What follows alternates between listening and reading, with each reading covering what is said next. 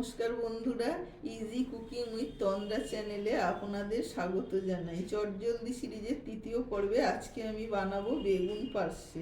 শীতের দুপুরে গরম ভাতের সাথে এর স্বাদ অতুলনীয়। এর জন্য আমি পার্শে মাছ ভেজে রেখেছি, আর নিয়েছি বেগুন, কাঁচা লঙ্কা, আলু, অল্প পাঁচফোড়ন, আর সাদা সর্ষে আর কাঁচা লঙ্কা বেটে রেখেছি, হলুদ আর নুন। হ্যাঁ, রান্নার জন্য আমি গ্যাস জেলে কড়া বসিয়েছি। একটু গরম হলে তাতে প্রথমে দিয়ে দেবো সর্ষের তেল 2 চামচ,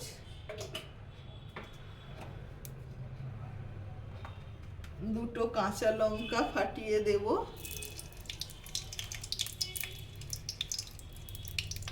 তারপরে তেলটা একটু গরম হলে অল্প পাঁচফোড়ন দেব,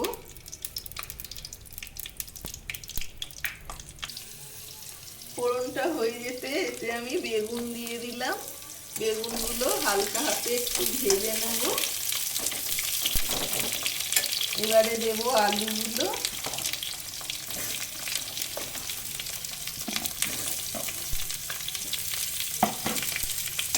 এবারে একটু নেড়ে ভাজা ভাজা করে নেবো আলু বেগুনটা।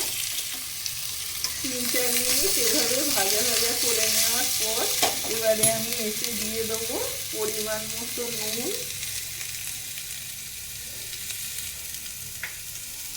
পরিমাণ মতো হলুদ,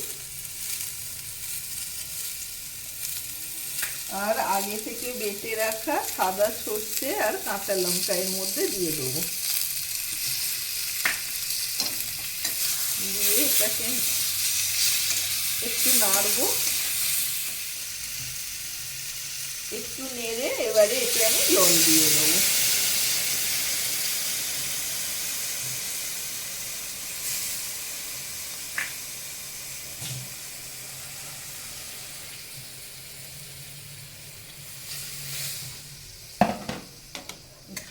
জল দিয়ে একটু নেড়ে এটা আমি মিনিট 5 ফুটতে দেবো।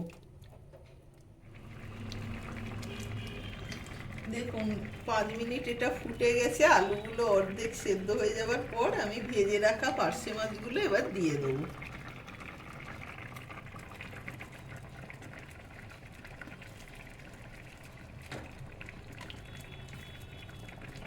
দিয়ে অল্প একটু নেড়ে দেবো।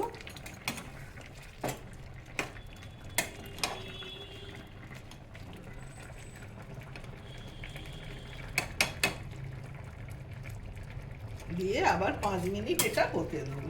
হয়ে গেলেই রেডি হয়ে যাবে বেগুন পার্শে। মিডিয়াম আছে 5 মিনিট ফোটার পর এবারে আমি দেখে নিই আলুটা সেদ্ধ হয়েছে কিনা। হ্যাঁ, আলু সেদ্ধ হয়ে গেছে আমার, রান্না হয়ে গেল। গ্যাস অফ করে এবারে আমি এটা ঢেলে নেব। তাহলে আমার বেগুন পার্শে হয়ে গেল। এটা গরম ভাতের সাথে খেয়ে দেখুন, খুব ভালো লাগবে।